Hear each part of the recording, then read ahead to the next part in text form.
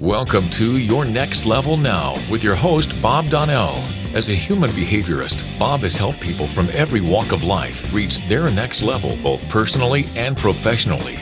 Whether a celebrity, professional athlete, or entrepreneur, Bob has helped them align their behavior with their desired result in their life and career. This is Your Next Level Now with Bob Donnell. Guys, every week when we do this, it's always my privilege to bring to you people that I've met through my journeys. And, sometimes there are people that I've met alongside of the road. Sometimes there are people I've met in parking lots, or sometimes there are people that, I've met on stages and sharing stages with people.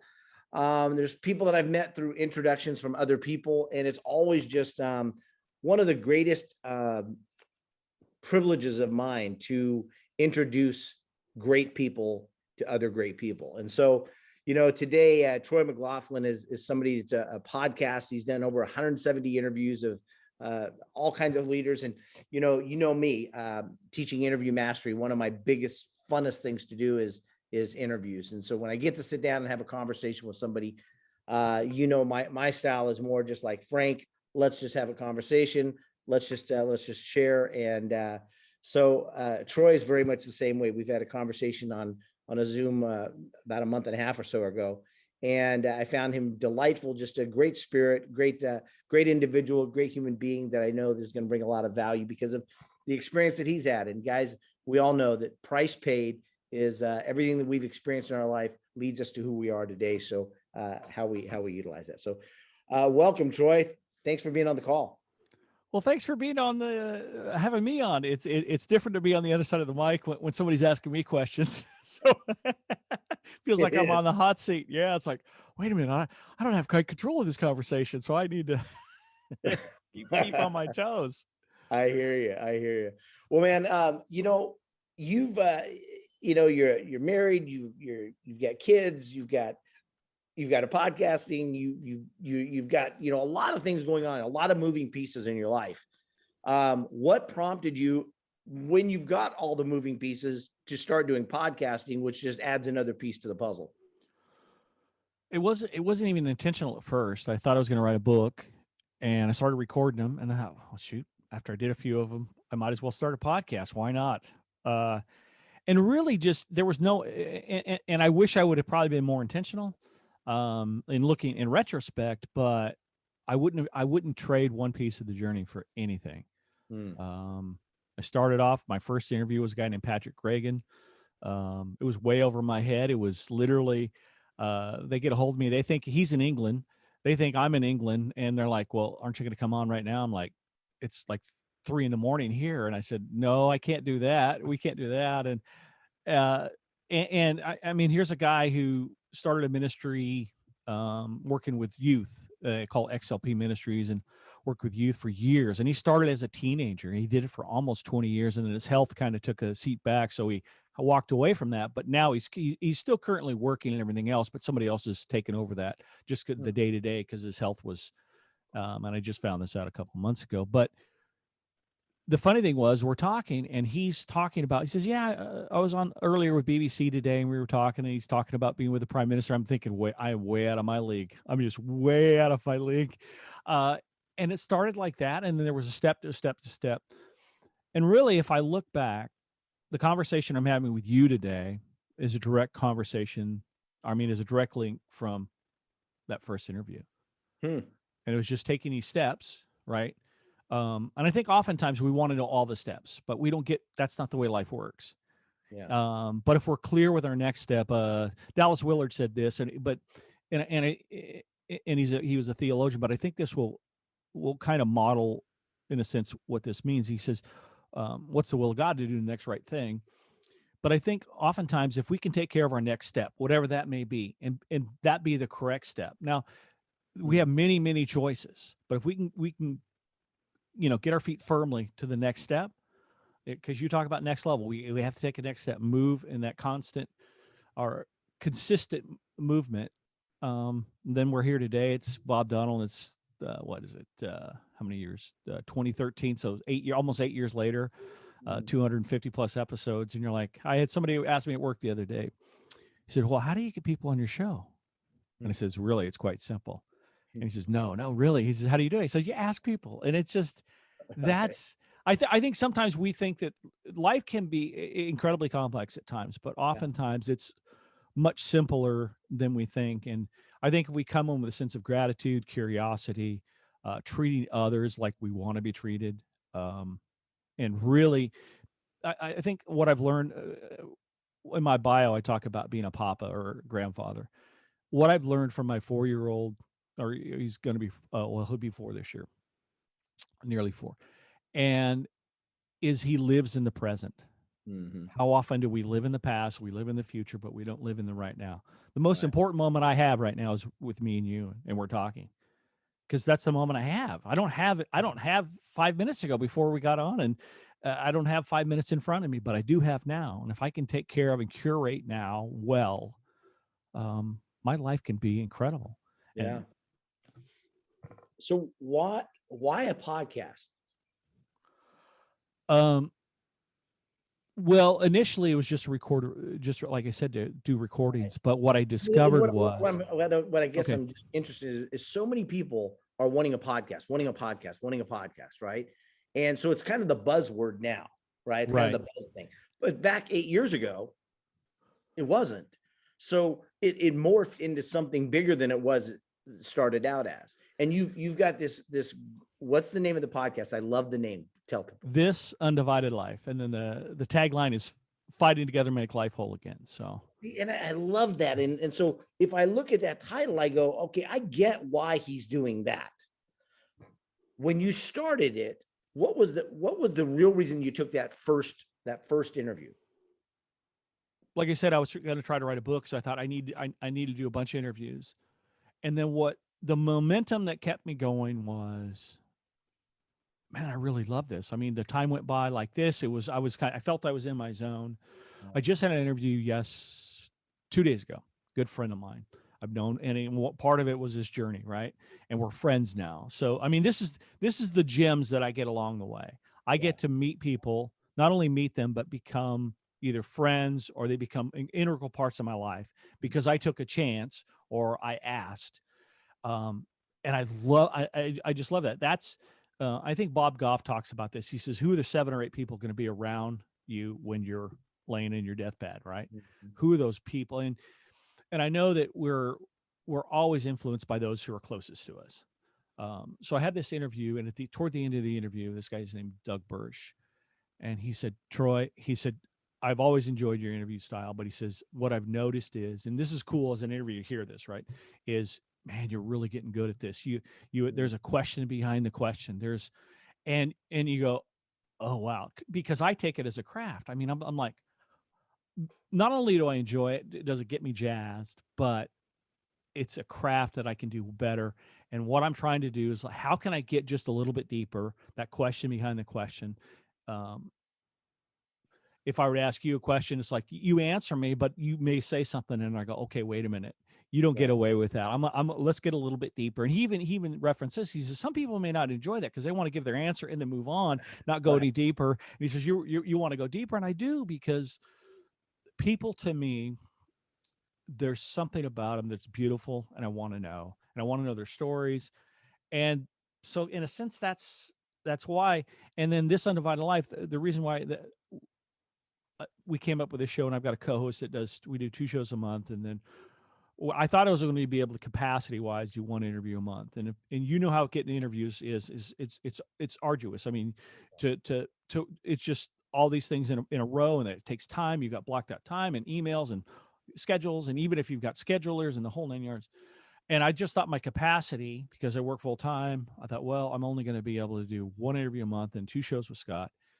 And then what happened is I don't know if it's COVID or anything else, but we've done 50, I think it's 54 shows. We started right, literally the podcast birthday was yesterday. It was April 3rd when we launched. So the baby was 1 year old.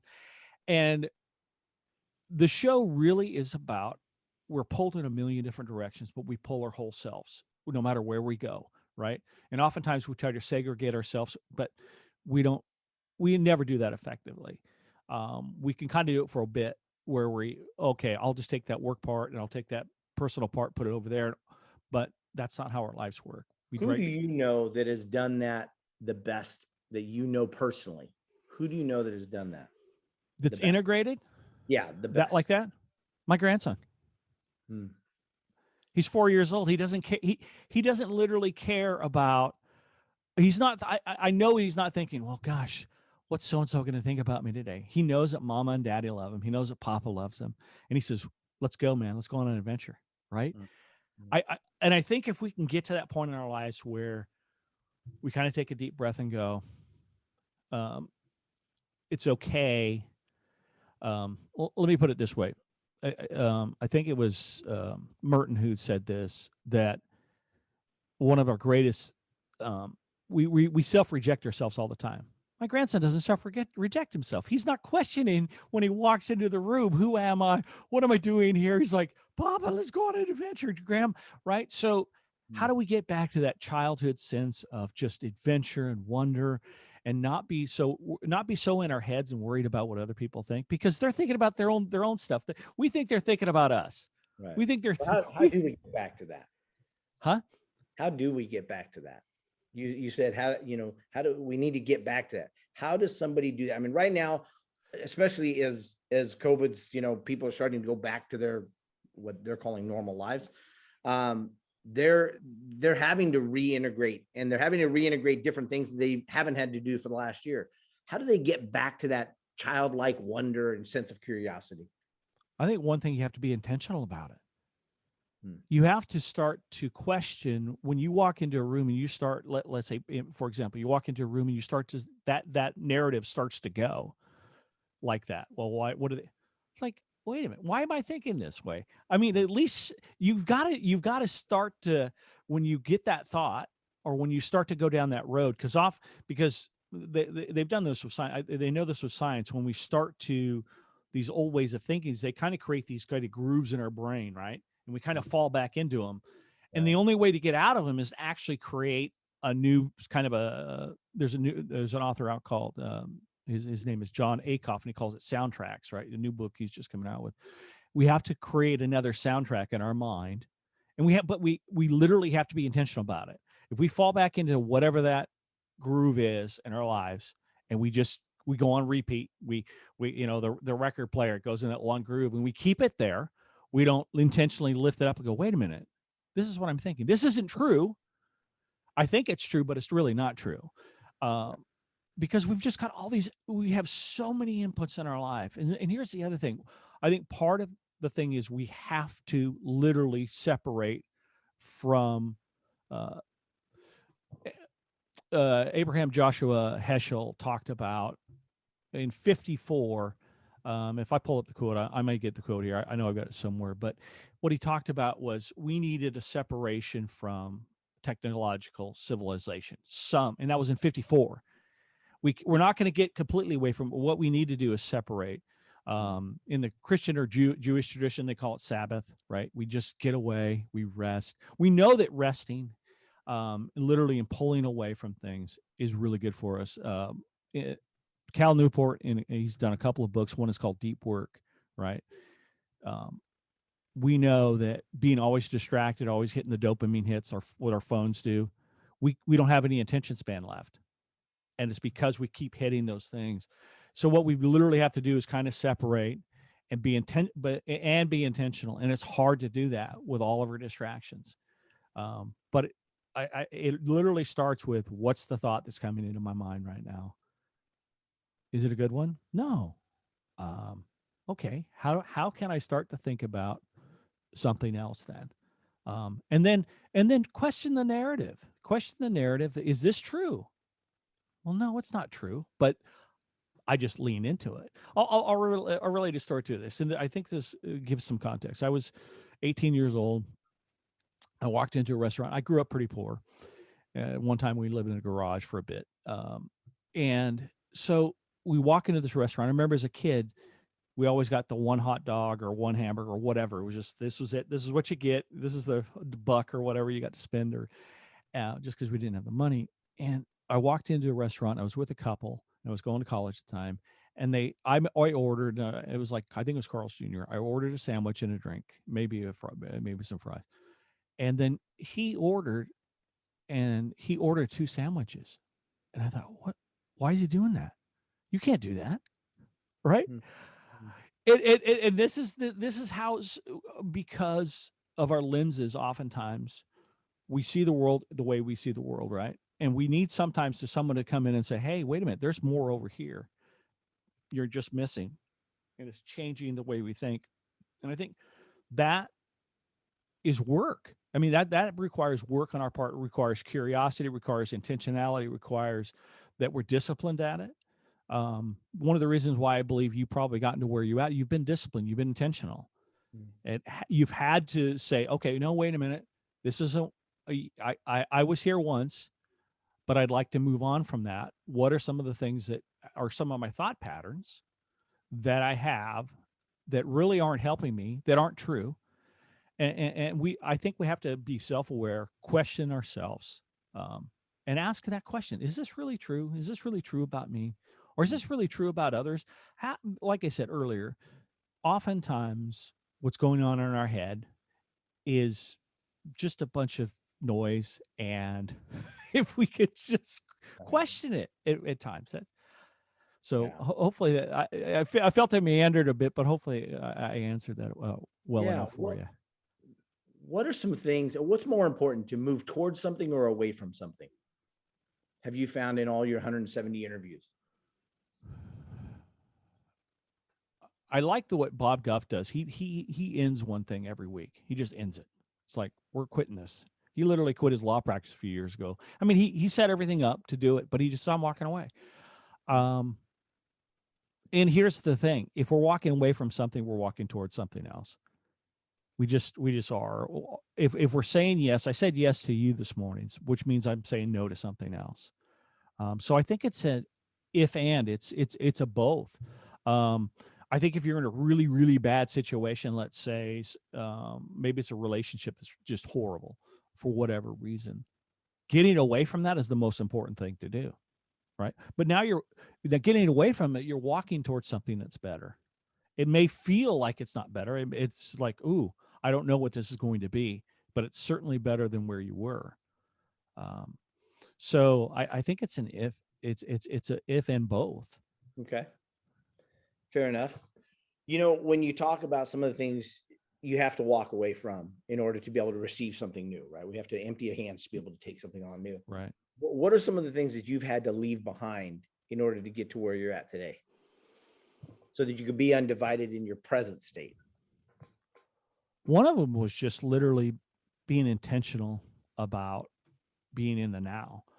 Because I was kind of that person. It would be the weekend. I'm like, oh man, it's Sunday. Tomorrow I got to go to work. Right. It was just this. It's like, wait a minute. I am here now with you. How do I? And I don't. Tomorrow's. I can't control tomorrow, but I can control now. And I think like I said, part of this journey literally has been to observe, because for the first almost 3 years, 2.5 years of my grandson's life, he lived with us. And I remember my dad told me this when I was growing up. He said, Troy, he says, when your kids are little and you can get on the ground with them, get on the ground with them, because that time's going to go by so fast. And he also said this: love, he says, is spelled Time. He says, not quality time, not quantity time, but it's time. And I remember when he was born, my wife, he was born in July, and she says, why'd you take 1st of July off this year? And I said, well, it was a good week to take off. And of course, he was born premature. So we got to go in and see him, and it was in the NICU unit and the whole 9 yards. And it was just that week I had off. So, I mean, it was a serendipity. It was awesome. And what I intentionally did, I knew that he was only going to be at our house with my daughter for a certain amount of time. And I said, and my schedule was, I was working in the afternoons into the evenings. I go, I can get up with him every day, and I can play with him on the floor, and I can hold him. I'm not going to get this time back. And I just intentionally poured myself into this. And I think literally, I mean, I've interviewed some really cool people, but observing him for the last 3.5 years, I've learned so much about just how to be. We're human beings. We're not human doings. We are rewarded oftentimes for what we do, but we're beings. We're not doings. Our value is never connected to what we do, even though the world rewards us for that. It's not, because that stuff can be taken away any moment in our lives, and immediately. So how do you teach somebody to be undivided and yet still feel divided and pulled in so many different directions? What have you found the secret to doing that? Well, I think it's kind of what I said earlier. I mean, for me to understand, for me, I'm a faith guy, Right. so that's kind of my basis. Let me, I'll relate it to this. Our language oftentimes does us a disservice, and I'll relate it to this. Um, when we hear someone's net worth, right? We always think of money. What are they? What's their?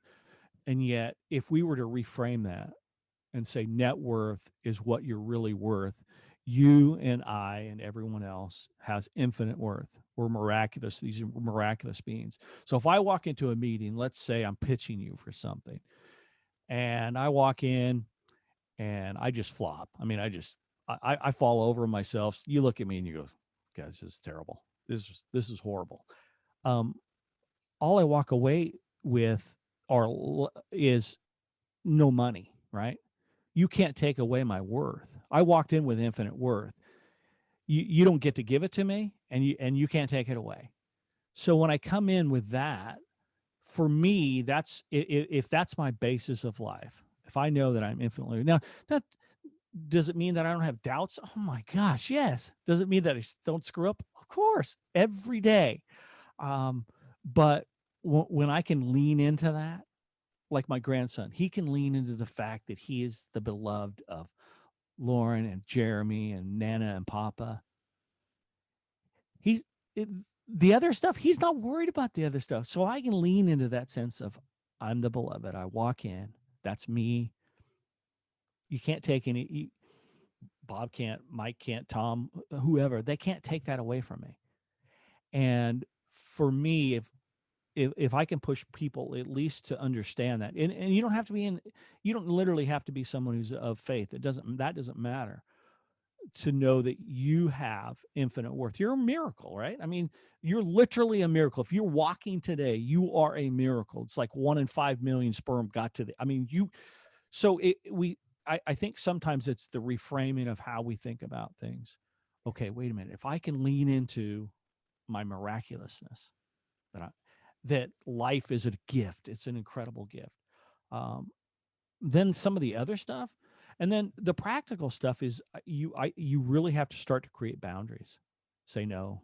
I my wife gets on me. She says, "Why I texted you a couple hours ago." I'm go, okay. I don't have notifications on my phone. Well, during the week, I literally have to practice this because I don't have the strength to buffer it or push it away. I have to take my phone and put it out in the kitchen, and I leave it out there. I don't sleep with my phone. Well, you need to, people will say, well, you need a alarm clock. I bought an alarm clock. It was at a secondhand store a couple of years ago. This GE LED, the red LED, probably from the late 80s or early 80s. And that's what I use. So there's so many things that we can do to kind of fight it, but we have to, I think we not only have to be intentional, but we almost have to be vigilant at it. Mm. And it's a daily thing, because life will continue to come at us in a million different directions and pull us in a million different directions. And if we're not intentional about it, and we can all get fade, right? We can all just, it's easy because we're humans. I know in recovery, right, they use this word HALT, right? Hungry, angry, lonely, tired. Those are when we're most vulnerable. And oftentimes we just need a nap. Mm. We just need to rest. And then the other is, and I referenced them earlier too, but Dallas Willard said this. He said, what's kind of the key to the spiritual life? He says, the ruthless elimination of hurry.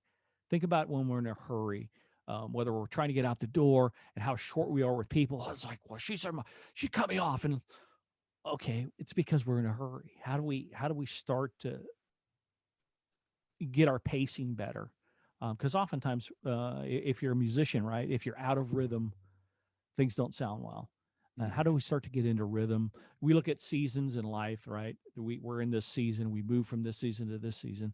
To be more rhythmic, to be more, and yeah, it requires intentionality. What's the buzzword? A lot of times we about busyness. Oh, I'm busy. I'm so busy. I remember a college professor. He says, "Beware of beware of the barrenness of a busy life." Just because we're busy doesn't mean we're effective. Doesn't mean we can do less, I believe, than we do, and do it better than so. Right. Wow. So we're going to start thinking about people. If you've got questions, raise your hand. We'll call and bring you up and have you ask your question or a comment or an aha, anything like that. You can do that. But as we move forward a little bit, I just want to ask you from your place in your life at this point in your life, what do you find the biggest distraction from keeping you undivided? My phone, for sure. That thing, I mean, you've literally got billion-dollar companies, and they've designed these apps and how they want you to keep you there. If anybody's watched The Social Dilemma, you've literally got this monolith of companies that are that can throw everything at you. And I think it's a daily thing that I have to worry. And like I said, I don't have notifications on my phone. That's one of the reasons I just went, no, I can't do this. I intentionally, I have Facebook and I have Instagram and I have Twitter, but I don't even get on Twitter. I just don't. This is like, okay, no, that's not where I'm going to be. I'll because I'm a podcaster. It's like I gotta be. If I could not be on there at all, I'd probably just get off completely. But one of the reasons I'm on there is just share some of my work, because I remember my life without it. You and I are probably close in age, and it was as good. And I'm not saying that the phone, there's incredible. I mean, what we can do with the phone, and you and I can talk to somebody around the world at one point, and all the things that we can do. But there's so much other there that's drawing us in, that pulls us away from the current moment. Oftentimes that we're in. You think about it, when we used to stand in a bank line, and we just had to wait, right? There was you might have had a book in your hand or something else, right? But now we can just go, we can get all these dopamine hits, but we can't. But what it's done to us is it's weakened us. Now our attention span is a lot lower, and sure, I could, and we as individuals, as humans, we can move from activities one to another really quickly, moving between them, but we don't do two things at once, right? Our brain just switches really quick. We think we do. And I recognize, I see this a lot of times because when I drive, I look over, the driver's got his phone in his hand. The passenger has their phone in their hand. They're not present. And if you're driving at, let's say 60 miles an hour, you're going 75 feet a second. By the time, they've done studies, so your mind is not there. But that's, like I said, the phone's right here. But that, I would say that's the biggest thing.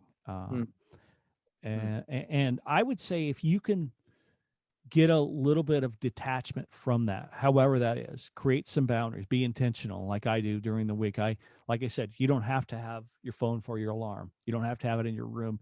They know that you sleep better without having that blue light in front of you before you go to bed. But like I said, it's not easy. It's not easy. We are going after these huge companies that have huge money, and they know the science, what's behind it. So yeah. If you could go back and re-interview somebody that you've already interviewed, and it could only be one person, what would it be, and what would it be that you would ask them differently? Well, I think I would go back.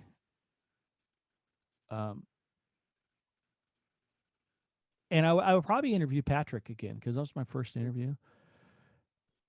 And I would just enter in with more of a sense of what I was doing, and kind of lean into that, and be okay with the moment, and be okay with when I do my interviews now, I'm not one of the, I like to get to the guest. So I'm not, if you listen to one of my shows, you'll hear a guest quote, a guest, I'll have the guest do the intro because they have such, and I always do it at the end. The guest has had a good time and say, hey, could you do this? Mention your name, what you do, and the name of the show. Boom. And sometimes they'll be funny. Sometimes they're longer, shorter, and then boom, we're into the show. And then I'll do the intro of the guest. And then something like, hey, well, welcome to This Undivided Life. It's usually a little more excited. I sound a little subdued right now, but so get into it and do the show, because the show is not about me. I have never felt it has been about me. Now I'm part of the show, but if I could interview Patrick again, I think I would enter in and I know I'd answer better. I'd ask better questions. I'd be better researched. Like literally when I'll do an interview, I'll spend a lot of times I'm interviewing authors. So I'll spend I'm intentional. I normally read, there's probably been one book over this 170 plus interviews, I probably interviewed not quite half, probably close to half of those, maybe give or take, have been authors, and I've read their books. But I read 100 books a year easily. So I'm kind of the rarity, right? Most people don't even read a book a year. Part of it is because I enjoy reading books. Secondly, is because I want to be good at my craft, and when I ask a question, and that the cool thing about that is I'll come into an interview, and oftentimes at the end of the interview, whoever I've interviewed, they're like, well, gosh, you don't ask questions that everybody else does. And I said, well, I hope not. That's my intention. And then part of the process is I never used poll quotes in the past. Now I do a lot. But I try not to force them in. I've got them as an aggregate, and I know kind of where to go. Who wrote that? Who wrote that? Who wrote that? And if I don't have it completely in my head, I want to do service to the author. So I've got, their quotations, and I'm ready to go. But I'll usually go into an interview with 10 or 11 to 14 questions, but normally I get 3 or 4, if that, because I'm asking a question behind a question, like you just did. So what's the question you would ask that first gentleman, Patrick, right? Patrick? Yeah, Patrick Reagan. I'd start with the question I would start with the question I start with now, and that is, what meal or meals have you had recently or in the past that have had a profound effect on you? And think about that. The cool thing about that question is, because maybe as I asked it, you probably thought about something, right? Maybe there was a meal, maybe you were a kid, maybe it was last week, maybe because of COVID. And then because I believe that so many cool things happen around community wise and everything at conversations around a meal. Yesterday, we just had, because last year we didn't have it because of COVID. We just had an Easter meal with my mother-in-law and the family, and we sat around, and it was beautiful. I was just this thing of beauty. It was like, and what I did yesterday was kind of soak it in, like you're soaking in just a beautiful, sunrise or something. It's like, wait a minute, this is important. Yeah. It sounds simple, because oftentimes if we've been blessed enough where we have them every year, it's, we're going back over there Easter to, no, these are beautiful moments and I would ask that question because I know that question leads to other things. Great. So let's go ahead and bring yourself on camera if you want. And Flo, I know you have a question or a comment. So guys, you can make a comment, an aha question. Everyone's being shy. Here comes Flo. I just have a comment. Thank you, Troy, for sharing today regarding the self-intervention that you do of making sure you're checking yourself and the self-talk. I love that. So thank you. You're welcome. Well, let me ask you this question. I'll pull interviewer on you. When have you noticed in your own life where you go, ooh, wait a minute, that may not be true? Have you ever, when have you noticed a pushback moment? You went, okay, wait a minute, no. Oh yeah, all the time. I'm dealing with family stuff and just checking myself on that. And I'll bounce it. It's funny because of the conversation that you do have with yourself. It's like it's like the devil on one side and the angel on the other side. And they're all telling you something. So I really resonated with that. So I was like, I love how you did that self-intervention of asking yourself the questions and is it true and that kind of thing. So thank you. Well, thank you. Yeah. Big Joe Ingram. Hey, brother. You gonna Looking ask for that question? mute button so I can unmute myself. There you go. Yes.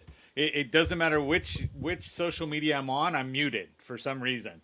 But yes, Troy, thank you very much for sharing. One of the questions I had, just because you're an interviewer, okay? And so my question to you is, what is the one interview you wish you had always gotten, whether they're alive or dead? If we could say, right now, Troy, whoever you want on your show is coming up, this is the perfect interview that you wanted. Besides me. So pick someone Besides else. you? Yes, yes. So it would be a tertiary interview, right? Secondary. Right. The one I can think of right now, and I think I'll eventually get him on the show, is I'd love to get Matthew McConaughey on. And I've heard him interviewed a couple times, and I just think he'd be a great interview. But like I said, that's the one that comes to mind. There's plenty of others. It's funny because oftentimes we think it as humans this kind of leveling of things, right? One of the guys I interviewed years ago, his name is Craig Greenfield. He's a missionary, but he lives literally in these box cities with the people that he works with. I mean, he lives in these slums in Cambodia. And then I just interviewed, and he's become a good friend, a guy named David Zock. He's a lead singer of a Christian rock band. And they do abolitionist work. So honestly, I mean, that would be cool, but I always try to go into an interview that the most important person is literally the person that's in front of me. And I get to discover, because oftentimes, and I've heard this from interviews, when I used to do on my old show, they would say, Troy, in the field or whatever, well, I haven't, we've heard of all the popular players in a sense, right? We've heard of all these, but what's really cool is you'll interview someone that I haven't heard of. And it makes it feel like that you're kind of interviewing me, or it's like, because oftentimes those are the 1%. We hear from the 1%ers a lot, but where are some of the others? And there's gems and gold and just in there. So, like I said,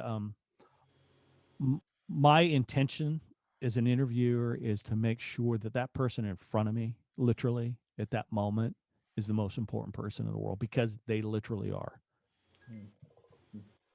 I believe too, wherever your attention is at, right? That's the best way to show anybody that they are of importance at that point, is to direct your attention there. So, well, you think about this, right?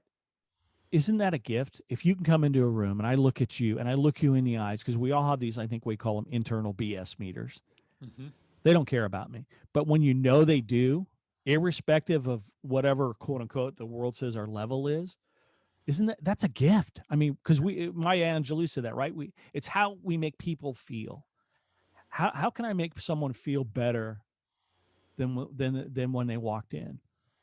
Well, goodness, if I can give them my undivided attention, which is difficult with all the things going on in life, but for those moments, because oftentimes we think it's going to take a long time, but it doesn't, right? I can look you right in the eyes right now. I'm paying attention to you, and not let anything else distract me in that moment. And then you can walk away and go, wow, you gave me my attention. All right. That to me, in a sense, is priceless, because you and I don't get those moments back. Right.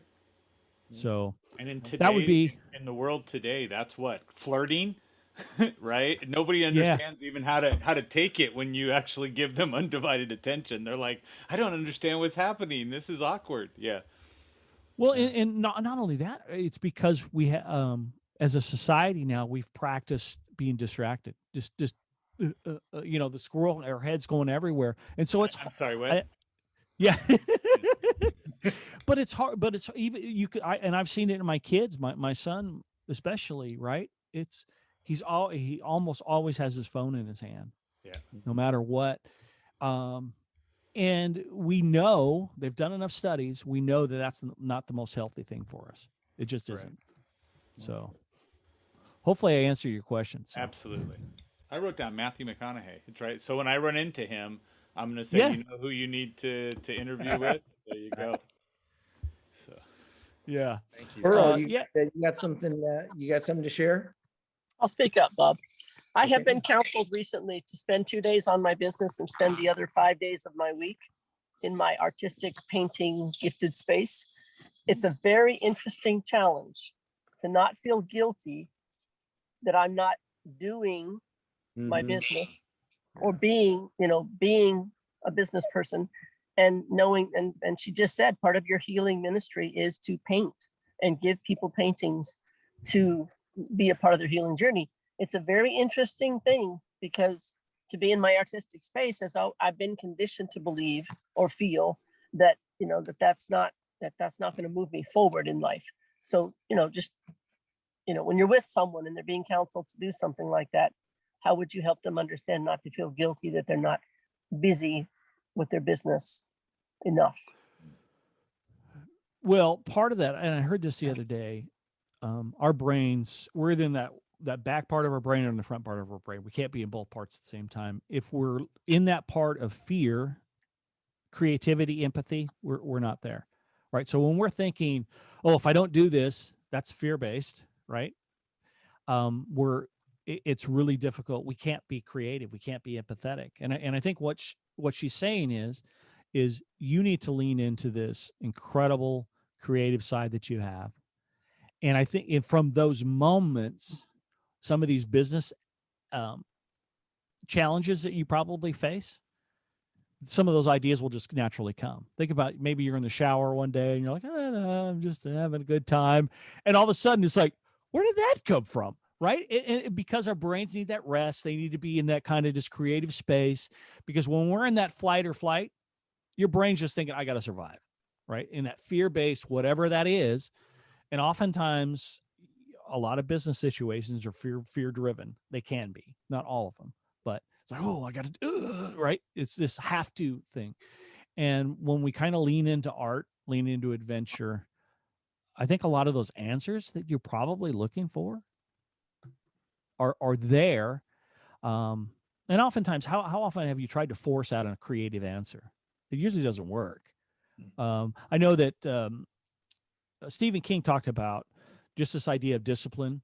Part of the idea of discipline is sitting there, and he said the muse would sometimes show up, but it's just putting your butt in the seat and you do the work. And if you're an artist, you sit down, you do the work. And oftentimes it may not be great work, but you continue to practice, and then and I think sometimes we're so results driven. We want a result, right? And maybe that's not our role as an artist, right? It's not the result. It's the work. It's you doing the work. It's you walking through and doing this work.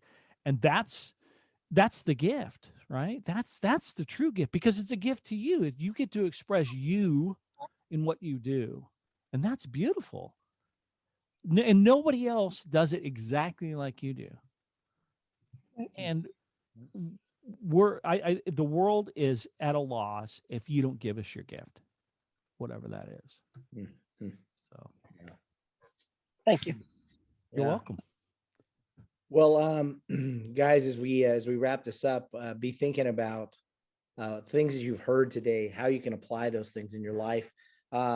Troy, if you don't know Joe, I don't know if you know Joe, he was on, but great guy, teaches on sales, how to take somebody from offline to online or online to offline to convert. Really, really good guy. He's a member of this since we started 11 years ago. So Might be a good guy for you to know if you don't know him already. All right. But that being said, guys, I just want you to get out there and make it a great week. Troy, thanks for hopping on today. Appreciate you. And we'll look forward to doing some other fun things together. Bob, it was a pleasure being on with you today. Thanks for you allowing me to spend some time with you and your audience. Oh, likewise. All right. Well, get out there, guys. Make it a great week and enjoy your next level. You've been listening to Your Next Level Now with Bob Donnell. To find out more, call us at 949-542-6398. That's 949-542-6398. Or you can find more information on our website at everythingnextlevel.com. That's everythingnextlevel.com.